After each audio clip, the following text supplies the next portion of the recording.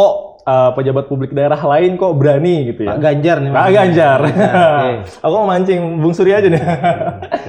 Saya kira kalau menurut saya ini masalahnya justru ada di penyelenggara pemilu yang tidak segera meregulasi berbagai progres daripada pemilu yang sudah dilakoni atau dilalui oleh baik partai politik ataupun kontestan pilpres. Maka KPU sekali lagi harus meregulasi agar orang punya standar tentang apa yang boleh dan apa yang tidak.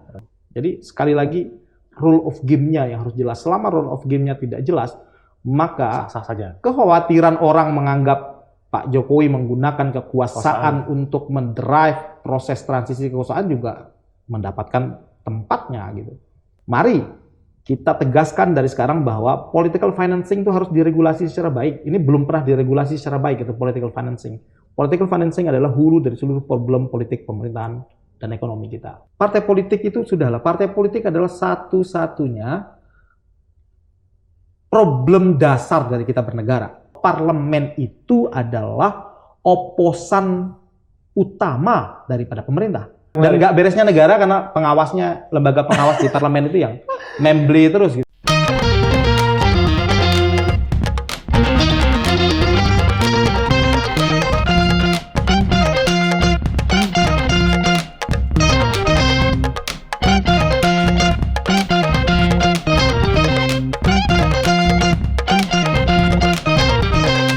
Baik, selamat pagi, selamat siang, selamat sore, dan selamat malam para pemirsa Forum Cakra. Pada kali ini saya, Yuza, selaku host, akan membawakan beberapa diskusi-diskusi menarik yang kemungkinan akan teman-teman dan juga mungkin kawan-kawan yang sedang menonton menjadi sebuah wawasan baru. Apalagi sekarang lagi tahun-tahun politik, ini sangat menarik untuk teman-teman bahas.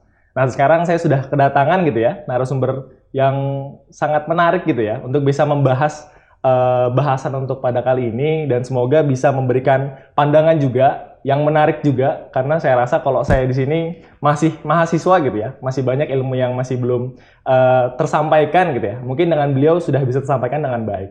Mari kita sambut Mas Suryo. Boleh Mas Suryo memperkenalkan diri dan mungkin apa kabarnya nih sampai saat ini sekarang?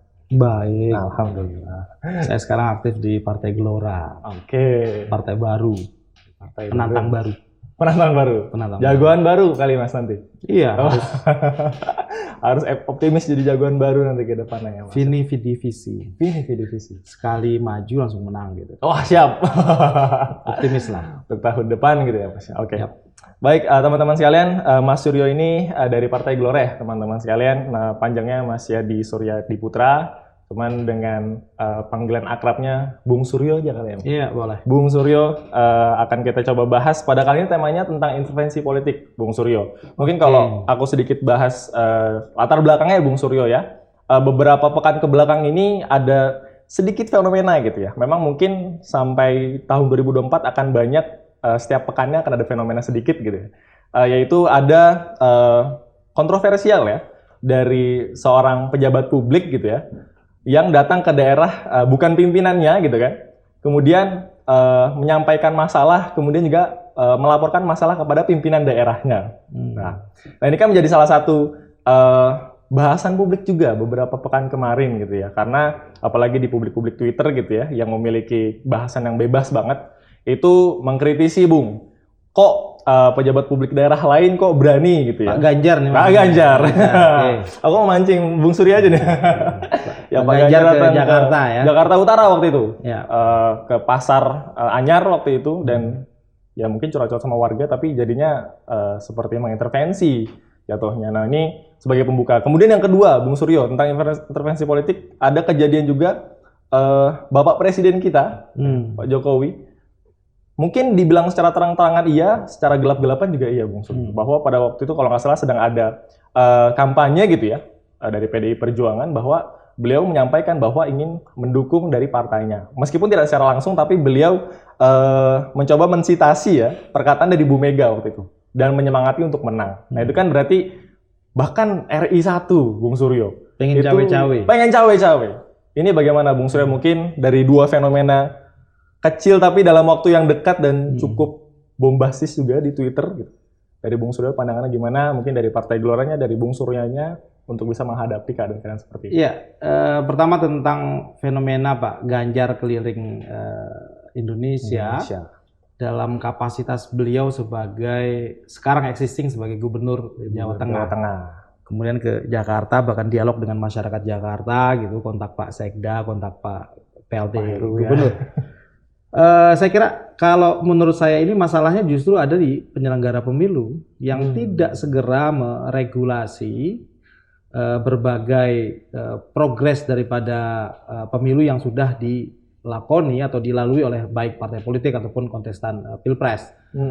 Jadi ada vakum regulasi itu bahkan sampai tanggal 28 November itu Mas. 28 November vakum. Karena kampanye dimulai 28 November dan ya. KPU belum membuat satu regulasi apapun baik kepada partai politik ataupun kepada capres sampai rentang tanggal 28 November.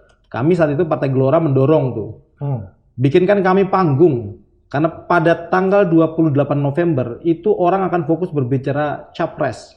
Betul. Urusan partai politik, urusan pileg, urusan parlemen yang sesungguhnya itulah yang akan menjadi daulat kuasa rakyat. Betul. Dalam berhadapan dengan kekuasaan itu akan terabaikan pasca 28 November. Betul. Nah kami saat itu mendorong agar KPU meregulasi, dibikin satu debat, satu panggung debat antar parpol. Ini parpol lama, parpol baru, internal parpol baru dan internal parpol lama ini punya gagasan apa untuk publik. Dan kami tidak diberikan panggung itu sehingga orang sekarang bebas saja mau ngapa-ngapain. Terkait atribut sekarang misal kita sudah lihat beredar banyak dan itu tidak ada urusan dengan pemilu. Karena pemilu itu baru masuk masa kampanye 28 November. Termasuk tentang capres misal. Pak Ganjar ke DKI Jakarta, beliau sudah ditetapkan oleh parpolnya sebagai capres. Maka satu-satunya yang beliau harus lakukan adalah menjalankan mandat partai politiknya untuk memenangkan pemilu. Beliau keliling Indonesia dong karena skup daripada Pilpres itu adalah seluruh Indonesia. Selama kapasitasnya adalah sebagai politisi. Kan beliau ke DKI bukan dalam kapasitas sebagai Gubernur Jawa Tengah yang kemudian melakukan agregasi terhadap problem di Jakarta, tapi dalam kapasitas beliau sebagai capres dan KPU tidak membuat regulasi sehingga bagi saya bebas-bebas saja Pak Ganjar mau ke Papua mau kemana karena beliau harus mensosialisasikan diri sebagai capresnya. Terkait Pak Jokowi, seperti yang beliau klarifikasi misalnya pengertian daripada cawe-cawe adalah dalam rangka menjaga transisi kepemimpinan agar semangat yang beliau bangun akan sesuai dengan semangat yang ada pada kandidasi yang lain. Saya kira itu pun tidak masalah. Saya tidak menganggap itu sebagai sebuah intervensi politik karena selain beliau adalah seorang presiden, beliau adalah juga seorang politisi parpol. Sebagai politisi parpol, beliau harus memenangkan calon yang didorongkan oleh partai politiknya selama sesuai dengan ketentuan perundang-undangan yang berlaku. Bahwa ketika beliau kampanye untuk capres daripada parpolnya tentu harus melepaskan seluruh atribut beliau sebagai presiden. Bahkan jabatan presidennya harus dilepas dulu itu. Pensiun kan ada logika bukan pensiun, apa istilahnya itu? Berhenti sementara. Cuti kan diatur logika cuti. Ketika Pak Jokowi pergi ke Malaysia pun kan beliau cuti. Wakpres itu otomatis jadi presiden itu. Jadi bagi saya tidak saya anggap sebagai intervensi politik selama itu sesuai dengan ketentuan perundang-undangan yang berlaku. Kami Gelora biasa-biasa aja. Yang kami salahkan justru KPU yang tidak meregulasi. Menarik nih tadi Bung Suryo tentang pertanyaan pertama tadi ya. Ada dua fenomena tentang Pak Ganjar dan Pak Jokowi. Dan aku coba lihat tadi ada beberapa berita dan komenan gitu ya, bahkan dari pejabat negeri langsung gitu ya, di DKI Jakarta DPRD bahwa menyampaikan mereka tersinggung, Bung, bahwa ini tugasnya DPRD kok malah diambil katanya kayak gitu. Kemudian akhirnya ya saya bertanya-tanya Bung, kira-kira ini sebenarnya Pak Ganjar nih kalau di lain sisi memang menaikkan aspirasi, saya nggak tahu juga apakah DPRD itu tahu tentang permasalahan itu atau tidak, kan itu jadi permasalahan juga. Tapi di lain sisi dengan mereka tersinggung berarti mungkin ada regulasi yang disalahkan. Tapi tadi Bung sudah menjelaskan tidak ada regulasi yang disalahkan. Nah, mungkin dari Bung Suryo gimana? Ya ini lagi-lagi karena kevakuman regulasi dari KPU dalam menggovern atau memanage pola komunikasi para kandidat baik di pileg ataupun di Pilpres. Nah, Pak Ganjar dalam kapasitasnya sebagai capres yang sudah secara resmi ditetapkan oleh partai politiknya tentu menjalankan mandat partai untuk berkeliling seluruh Indonesia. Dan KPU tidak mengatur itu sampai tanggal 28 November tidak diatur. Nah, ketika ada anggota DPRD DKI yang tersinggung karena itu adalah wilayah kerja mereka, saya kira Pak Ganjar justru sedang membongkar ada gaps antara wakil dengan problem di bawah. Pak Ganjar justru mengagregasi apa yang terjadi di DKI dan itu tidak ada salahnya bagi saya ketika bahkan beliau mengontak begitu Sekda, mengontak PLT, Gubernur, begitu untuk menyampaikan apa yang dirasakan oleh masyarakat. Selama beliau tidak di situ mengatakan bahwa saya adalah Gubernur Jawa Tengah, apa masalah Bapak, ya itu tidak boleh dan tentu Pak Ganjar tidak melakukan itu. Jadi justru Pak Ganjar membongkar satu gap selama ini yang terjadi di berbagai daerah dan itu saya kira bagus-bagus saja. Dan sekali lagi penyelenggara selama tidak ada aturan yang diatur maka itu semua boleh begitu. Sama dengan pileg. Sekarang anggota caleg-caleg ini kan masang baliho itu. Itu tidak bisa dikatakan sebagai semisal curi star dan lain-lain. Selama tidak ada aturan itu hukum dasar daripada hukum itu adalah itu boleh. Selama tidak ada yang larang maka boleh. Kira-kira begitu. Maka KPU sekali lagi harus meregulasi agar orang punya standar tentang apa yang boleh dan apa yang tidak. Pak Ganjar 8 September akan selesai dan beliau akan lebih keras lagi saya pikir. Oke. Menarik nih untuk dua fenomena ini. Saya ada pertanyaan lagi nih, kira-kira begini bentuknya. Mungkin tadi Bung Suryo sudah menyampaikan bahwa perlu adanya regulasi. Kalau memang ingin menyalahkan lah atau mungkin memperaturkan lah yang mungkin sudah terjadi dari November. Berarti udah 8 bulan Ibu. Kira-kira KPU ngapain aja? Ya itu permasalahan kita yang mungkin juga ada dibahas di segmen selanjutnya. Tapi saya melihatnya gini, Bung. Ketika memang tidak ada peraturan, pertama, tidak ada peraturan. Terus kemudian saya melihat kan ada dua calon lah yang sekarang sudah pasti ya, Pak Anies dan juga Pak Ganjar. Ini ketika memang ada dualisme ini kan ada ya tadi ya. Pak Prabowo juga pasti. Prabowo juga masuk ya. Oke, Pak Prabowo juga masuk. Jelas sudah punya tiket karena sudah punya partai. Oke, sama Pak Prabowo jadi 3 nih. Berarti kan secara tidak langsung sebenarnya yang jadi koar-koarnya gitu kan. Kenapa ramai juga bisa jadi ada di lain pihak gitu kan. Nah, kenapa enggak saya bingung lagi nih sebenarnya, Bung. Bagaimana spekulasi kita ya? Mungkin kalau saya melihatnya sebagai masyarakat biasa gitu. Saya melihat ada 3 calon lah misalnya. Kemudian ada 1 calon yang sudah mulai keluar, mungkin Pak Anies duluan gitu kan, ramai duluan. Kemudian sekarang Pak Ganjar lagi ramai lagi. Kira-kira gimana nih, Bung? Misalnya belum ada peraturan, kemudian sudah mulai sana-sini, ya jatuhnya menjatuhkan, mencibir dan lain-lain gitu ya, Bung ya. Kemudian ada juga nih satu narasi bahwa jangan sampai ada perpecahan seperti 2019. Dari Bung Suryo, kira-kira saya mungkin lebih mengarahnya dengan kembali ke peraturan tadi, Bu.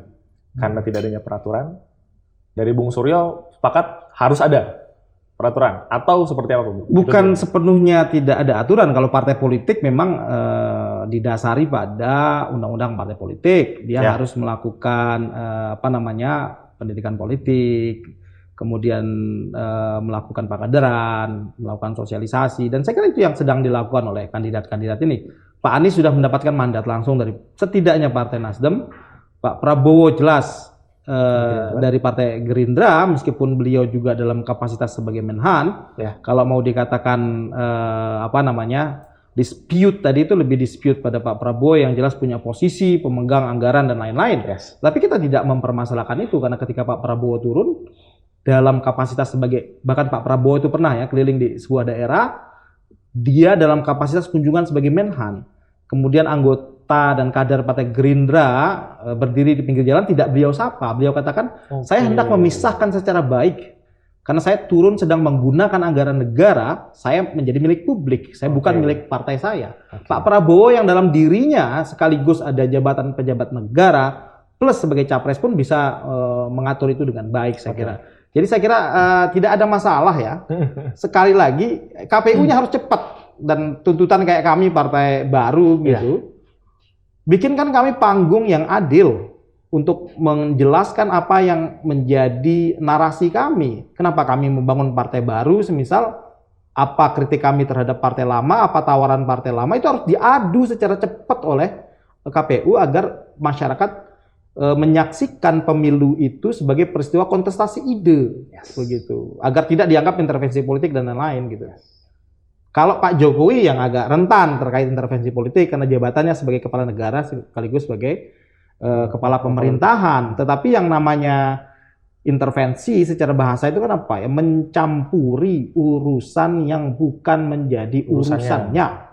Tetapi beliau kemarin menegaskan cawe-cawe saya adalah dalam rangka memastikan apa yang seharusnya dilakukan oleh tiap-tiap penyelenggara sesuai dengan ketentuan perundang-undangan. Tetapi itu kan komunikasi politik. Komunikasi politik itu apa sih komunikasi politik? Di dalam komunikasi politik selalu ada yang namanya relasi kuasa. Ada hidden agenda yang hendak ia sampaikan, menunjukkan kepada publik bahwa, hai, saya akan terlibat di dalam proses. Secara aturan dan secara moral etik itu tidak ada masalah. Di Amerika Serikat, Donald Trump juga turun untuk mempromo capres yang didukung oleh partainya. Kecuali jika KPU secara tegas mengatur gitu. Jadi sekali lagi rule of game-nya yang harus jelas. Selama rule of game-nya tidak jelas, maka sah-sah saja. Kekhawatiran orang menganggap Pak Jokowi menggunakan kekuasaan untuk mendrive proses transisi kekuasaan juga mendapatkan tempatnya gitu. Tapi ketika Pak Jokowi membela diri juga tidak ada orang yang bisa men-challenge juga kapasitas dia sebagai kepala negara. Dia adalah atasan dari Mendagri dan Mendagri lah yang punya lead sektor untuk pemilu, ya beliau berhak untuk mengatur proses pemilu. Berarti kalau kita coba tarik dari belakang gitu ya Bung ya, dengan fenomena tadi, sebenarnya tadi pertanyaan yang saya pengen tanyakan tuh berarti apakah boleh atau tidak? Memang tidak ada aturannya gitu ya. Jadi ya nggak apa-apa kalau nggak ada peraturannya. Makanya apapun yang dilakukan Pak Jokowi, Pak Ganjar gitu lah, selama dia mengamanahkan dari politisinya ya, dari partai politiknya dan melepas jabatannya gitu ya, tidak masalah. Karena KPU pun tidak membuat aturan khusus tentang tersebut. Kemudian selanjutnya nih Bung, karena tadi juga sempat menyebut dengan partai-partai baru kan banyak Bung ya, Partai Gelora dan juga partai-partai lainnya. Ini juga ada beberapa hal yang sudah disinggung sama Bung Suryo juga tadi.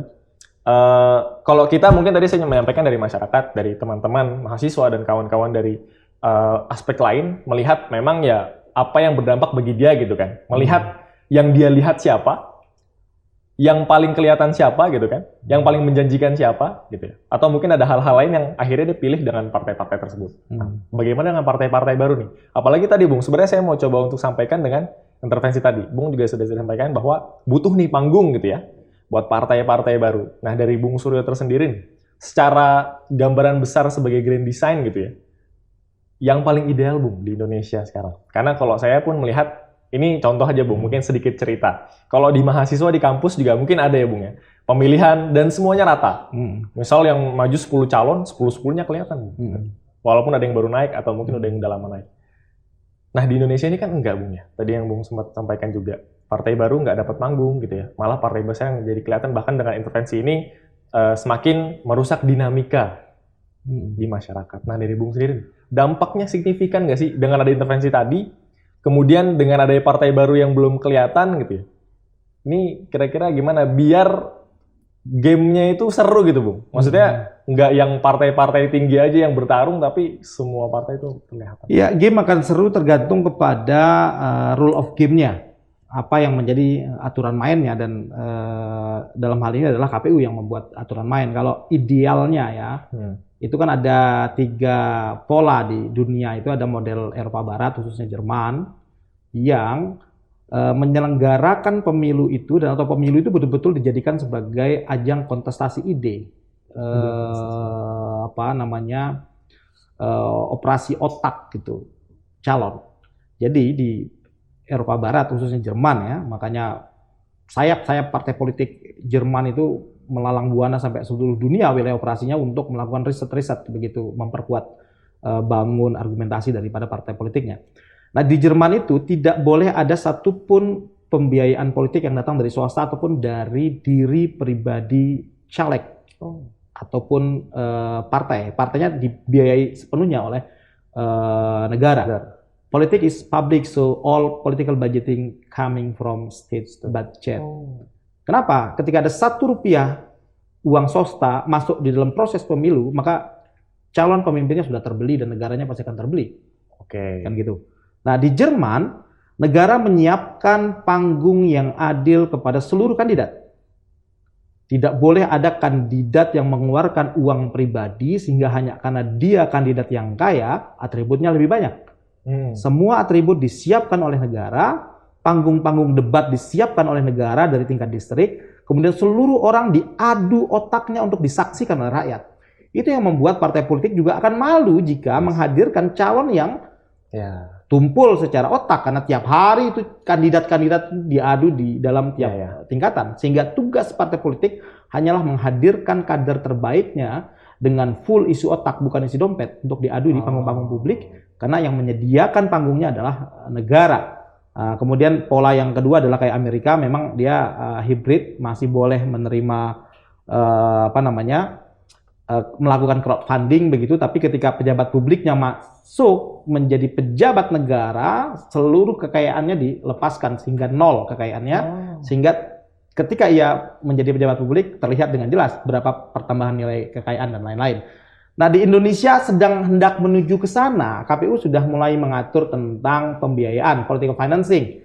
Ada batasan, atribut dan lain-lain, tetapi pengawasannya yang belum sepenuhnya kuat, kayak sekarang abu-abunya aturan sampai November membuat caleg-caleg kaya, capres-capres kaya yang dapat support dari asing, bahkan KPU sekarang mulai mengatakan bahwa pelaporan dana kampanye tidak perlu. Itu kan berbahaya sekali. Karena hulu dari seluruh problem negara, problem korupsi ada di dalam pemilu. Jika pemilunya abu-abu, maka akan abu-abu itu proses ke belakang. Maka kalau ditanya tentang idealnya adalah, mari kita tegaskan dari sekarang bahwa political financing itu harus diregulasi secara baik. Ini belum pernah diregulasi secara baik, itu political financing. Political financing adalah hulu dari seluruh problem politik pemerintahan dan ekonomi kita. Oke, berbicara tentang regulasi ya, tadi beberapa negara sudah menyampaikan atau menyelesaikan yang mungkin menjadi sebuah permasalahan di kita gitu ya. Bung sendiri kan juga udah beberapa kali nih mengikuti dan melihatlah kontestasi yang terjadi di Indonesia sekarang. Dari Bung sendiri, selama Indonesia dari awal kali pemilu atau mungkin yang selama Bung lihat gitu ya, kira-kira apakah memang permasalahan sekarang itu selalu terjadi setiap tahun atau baru tahun ini? Atau apakah ada yang spesial setiap tahun? Permasalahan yang mana? Permasalahan yang mana? Tadi financial budgeting pertama. Kemudian yang kedua tentang ya partai-partai baru. Terus mungkin juga kalau kita tarik ke belakang tentang intervensi tadi. Apakah mungkin dulu ada juga sebenarnya? Cuman masyarakat karena nggak secanggih sekarang, nggak tahu dulu. Gimana nih? Apa kira-kira untuk hal tersebut? Saya pikir masyarakat mengkritik gerakan Pak Jokowi, gerakan Pak Ganjar sekali lagi karena keabu-abuan undang-undang ya. Sama ketika semisal bahwa ketika seorang anak presiden mencalonkan diri sebagai calon wali kota dan menang, menantu presiden mencalonkan diri sebagai wali kota dan menang tanpa track record yang cukup di dalam politik, itu menunjukkan bahwa tesis pengaruh kekuasaan di dalam pemilu itu benar adanya. Kan begitu. Seandainya Pak Gibran itu bukan anak presiden, apa bisa jadi wali kota? Kan kayak gitu. Nah, itu yang membuat kecurigaan orang tentang intervensi itu menemukan tempatnya begitu. Nah, tetapi itu sebenarnya bisa dilampaui dengan, sekali lagi, regulasilah secara baik, baca celah-celah bahwa orang ketika menempati sebuah jabatan dia punya pengaruh terhadap A, B, C, D, E, yang walaupun dia mensplit diri sebagai politisi, melepaskan atribut kepresidenannya, tapi orang tetap melihat itu sebagai presiden. Benar hari itu dia cuti, tetapi setelah itu dia punya kekuasaan penuh. Kekuasaan itu bisa koersif, semisal bisa punya alat pemaksa, bahwa kepentingan saya bisa di trade off dalam proses ini. Begitu, itu yang saya maksud sebagai bahwa kata-kata presiden tentang cawe-cawe, saya akan ikut cawe-cawe, itu kan adalah punya pesan di balik itu. Itu ada relasi kuasa makna daripada tiap kata yang dikeluarkan oleh presiden, hendak menunjukkan bahwa, hai, gua ini masih akan menjadi presiden sampai 14 Februari. Seluruh penguasaan, jalur distribusi, APBN, penguasaan terhadap otoritas birokrasi sipil dan militer masih di tangan gua, kira-kira begitu. Ini kan komunikasi yang tidak bisa dijudge secara hukum. Dan itu yang justru paling banyak bermain di dalam proses pemenangan. Nah, ini yang harus ditangkap secara baik oleh penyelenggara gitu. Tidak bisa kemudian presiden mengatakan bahwa oh, yang saya maksud cawe-cawe adalah bahwa saya akan memastikan regulasinya dijalankan dengan baik oleh Mendagri, oleh KPU, oleh Bawaslu. Sementara pesan politik di balik komunikasi politik itu kan ada sesuatu yang sedang dia trade off. Ada sesuatu yang sedang dia sampaikan secara hidden. Dan itu yang berbahaya, dan itu bisa ditangkap oleh regulasi misalnya. Ya. Terus gimana untuk tadi? Kira-kira tahun-tahun sebelumnya ada nggak sih permasalahan kayak gini tuh? Atau saya kira semua presiden pasti mempersiapkan regenerasi. Pasti ya. Dia hendak mengamankan diri, mengamankan keluarga, menjaga investasi yang sudah dia lakukan, dan itu adalah hal biasa saya kira di dalam politik, karena rata-rata pemimpin itu adalah berasal dari partai politik, dan partai politik itu meskipun dia sudah end secara pejabat publik, dia kan tetap aktif di dalam politik. Ya tinggal kita tarung aja di situ. Makanya KPU harus menciapkan regulasi yang adil bagi semua pihak. Kayak intinya nggak masalah Pak Gibran naik, nggak masalah keluarga siapapun naik, kalau misalnya ditunjukkan kapasitasnya dan benar adanya kapasitas itu baik, nggak masalah kalau menang. Secara normatif dia memenuhi seluruh standar peraturan perundang-undangan untuk menjadi wali kota. Ya. Kan gitu. Tapi untuk sekarang ini masih belum efektifkah dari pengecekan kapasitas itu yang dengan regulasi tadi menurut Bung Suryo? Tapi kalau saya lihat, saya secara pribadi melihat kepemimpinan Gibran di Solo itu keren ya. Sebagai seorang anak muda. Dan dia kemudian hendak menunjukkan bahwa gua bukan sekedar anaknya presiden ya, tapi gua punya kapasitas. Di satu sisi iya, tapi di sisi yang lain bayangkan tidak pernah terjadi di Republik ada seorang wali kota begitu yang seluruh menteri datang ke sana begitu, seluruh politisi datang ke sana. Ini Pak Jokowi ini benar-benar sedang melakukan kuasa terhadap keluarganya. Saya kira ini pernah terjadi hanya di era Orba mungkin. Ya begitu. Tetapi bahwa secara kapasitas leadership Pak Gibran itu baik, itu menunjukkan kemampuan anak muda. Tetapi penempatan beliau sebagai epicentrum politik itu yang ada kurang pas begitu, sehingga semua menteri kok harus berkunjung ke sana. Kenapa nggak ke wali kota mana gitu, Jogja gitu. Ya karena dia anak presiden gitu. Karena ada pengaruh yang di trade off di situ begitu. Oke, paham nih Bung. Mungkin tadi udah ya, dari masalah intervensi politik, dari masalah regulasi, kemudian dari masalah bagaimana mencari kapasitas yang baik dan idealnya. Kemudian mungkin ini kalau dari saya ada beberapa bagian aspek terakhir yang mungkin perlu dibahas juga, yaitu bagaimana, karena satu sih Prof, karena Bung, kalau misalnya saya melihat dari, kan kalau mahasiswa itu kan selalu, kalau kita tuh selalu bilang, ada yang bilang kenapa sih mahasiswa tuh selalu mengkritisi pemerintah terus saya bilang, yang muji-muji pemerintah bukan tugasnya mahasiswa, saya gitu ya. Cuman kan akhirnya ya kalau di mahasiswa pasti dibilangnya, ketika memang ada regulasi tadi ya, dengan partai politik, UU dari parpol, kemudian dengan jabatan publiknya pun ya secara nggak langsung mereka tetap bisa, karena nggak ada regulasi khusus kalau memang sesuai dengan regulasinya yang udah di UU parpolnya. Tapi kita selalu melihat kan banyak tuh kata-kata Bung, bahwa mereka ini bukan wakil rakyat tapi wakil partai, parpol gitu kan. Nah ini bagaimana sih kalau dari Bung sendiri yang mungkin salah satu juga dari bagian partai politik ini, untuk memahamkan, karena teman-teman juga mungkin pada nonton di sini ya akhirnya memikirkan itu juga, karena pun kita, dan kalau dilihat anak-anak muda sekarang ya punya pemikirannya buruk kalau partai politik, selalu kayak gitu, karena ya lagi-lagi mereka mementingkan partai politik, nggak mementingkan masyarakatnya. Nah kalau dari Bung Suryo sendiri, bagaimana bisa mengintegrasikan lah antara partai politik dengan regulasi yang ada di Indonesia dengan ke masyarakatnya, Bung? Sebenarnya mahasiswa mungkin bisa mulai fokus membuka buku pelajaran, mengembangkan inovasi, mengembangkan diri sesuai dengan basic akademik. Jika pemerintahnya tidak ada yang masalah. Tapi jika pemerintahan dijalankan secara tidak benar, tentu mahasiswa akan tetap pada posisinya sebagai agent of change begitu, menjadi garda terdepan di dalam melakukan kritik, karena mahasiswa selalu menjadi faksi kritis. Nah, inilah kenapa kemudian lahir Partai Gelora. kritik terhadap berbagai perilaku partai politik.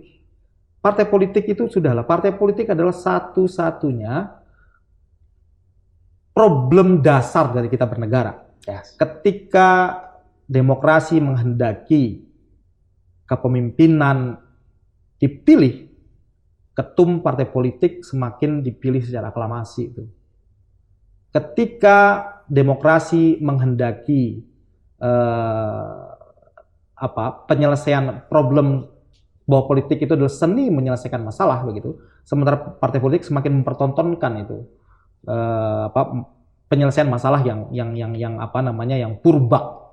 Nah, problem partai politiklah yang membuat mahasiswa kemudian semakin terus marah, dan itu pantas karena semisal problem dasarnya itu adalah bahwa presidensialisme itu di satu sisi adalah adalah kongresionalisme secara teoretik. Jadi presidensialisme bahwa presiden dipilih oleh rakyat dan tidak harus tunduk kepada yang selain rakyat, dan dia independen sebagai presiden, kuat begitu. Demikian dengan partai politik, dengan parlemen. Parlemen itu adalah kongresionalisme. Dia dipilih langsung oleh rakyat, tidak boleh ada hubungan lagi dengan partai politiknya ketika dia sudah terpilih. Ini kan baru anggota partai mau kritis sedikit ditelepon oleh ketumnya, ada ancaman PAW dan lain-lain. Itu yang kemudian hendak dikritik oleh Partai Gelora, bahwa parlemen itu adalah oposan utama daripada pemerintah. Tidak boleh itu ada logika koalisi di dalam presidensialisme. Presiden itu koalisi dengan rakyat, DPR koalisi dengan rakyat. Mereka harus tiap hari bertengkar.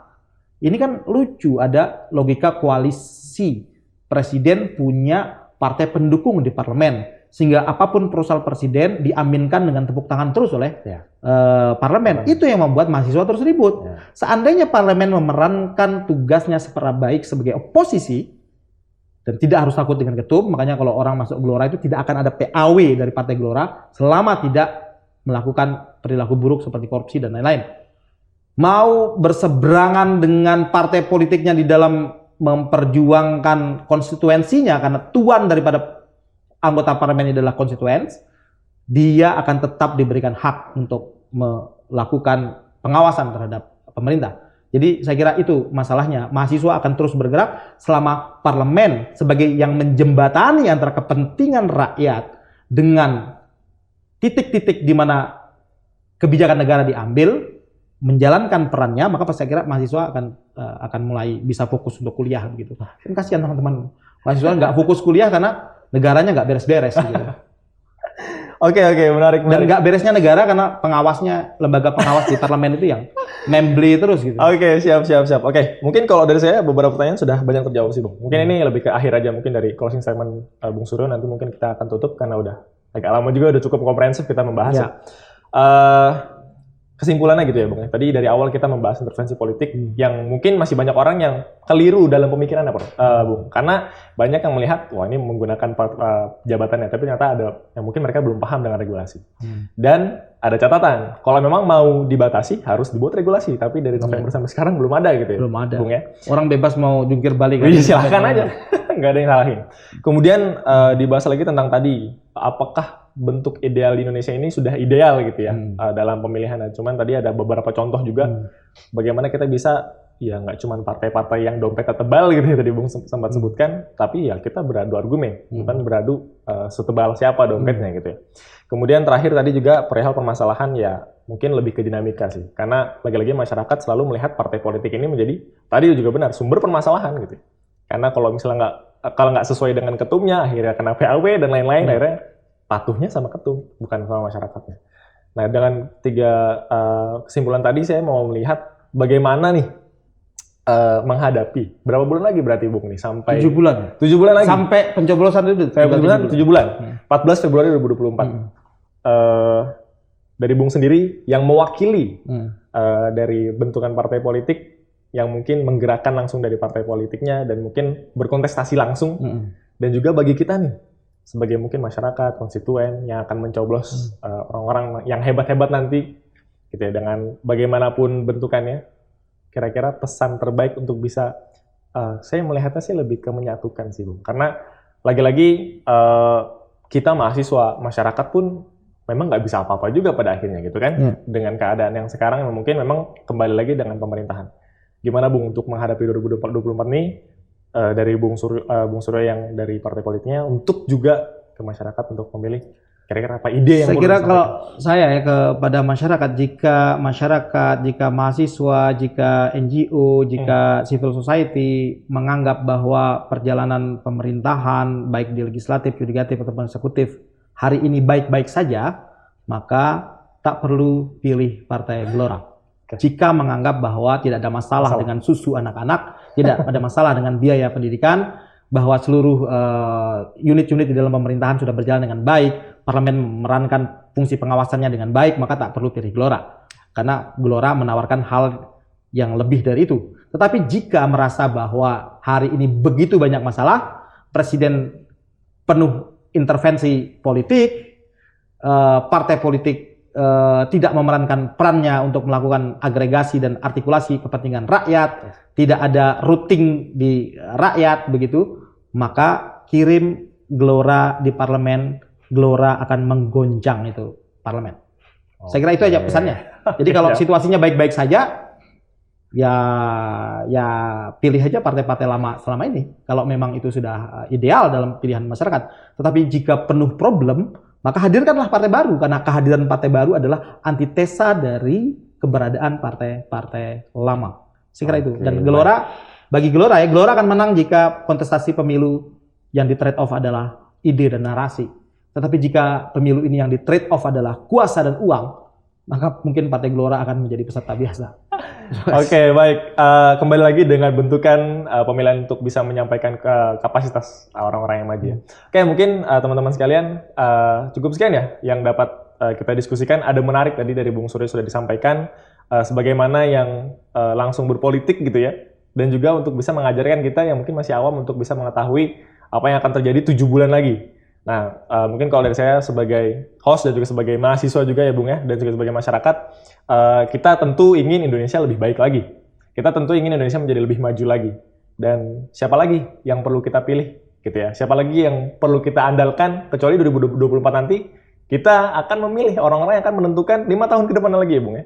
5 tahun ke depan lagi bagaimana keadaan kita. Jadi untuk teman-teman jangan sampai ada narasi-narasi yang mungkin akhirnya pun dia merugikan kita bersama gitu ya. Tapi coba buat narasi yang memang membangun dari masyarakat, dari mahasiswa, dari buruh tani, dan juga dari aspek-aspek lainnya untuk bisa membangun bagaimana kita sebagai mitra kritis.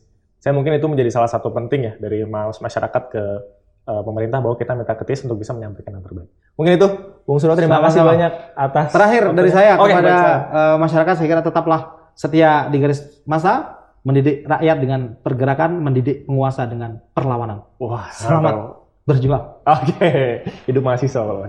Terima kasih. Selamat pagi, siang, sore, dan malam.